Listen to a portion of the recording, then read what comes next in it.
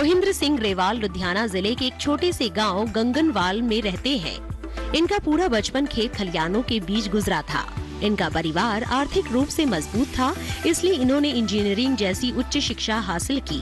पढ़ाई के बाद इनका चयन नेवी में हो गया था। वे पढ़ाई के साथ साथ खेल में भी रुचि रखते थे, इसलिए वे फुटबॉल टीम में भी शामिल हो गए। खेल के सिलसिले में मोहिंद्र सिंह को इंडोनेशिया और मलेशिया जाने का भी अवसर मिला, लेकिन दुर्भाग्य से इनकी दाई जांघ में चोट लग गई और नेवी की नौकरी भी छूट गई। नौकरी छूट जाने के बाद इनके पास खेती ही एकमात्र विकल्प था। इसी बीच इनकी शादी भी हुई। शादी के बाद मोहिंद्र और इनकी पत्नी मिलकर अपनी सूझबूझ से खेती करने लगे। खेती करते हुए शुरुआत में ही मोहिंद्र सिंह ग्रेवाल ने ये जान लिया था कि परंपरागत खेती कर कुछ ज्यादा हासिल नहीं किया जा सकता। ऐसे में इन्होंने विविधीकरण को अपनाया।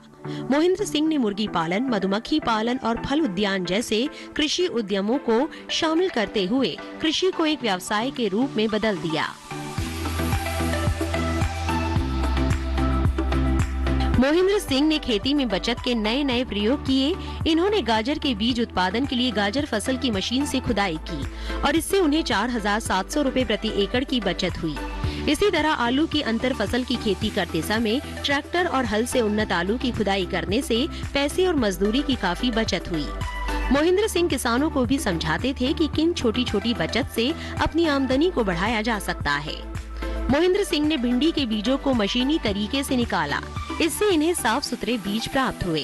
अपनी कड़ी मेहनत से मोहिंद्र सिंह ग्रेवाल ने अपनी पैदावार को बढ़ाया और अपनी आमदनी को भी दुगना करने में सफलता हासिल की।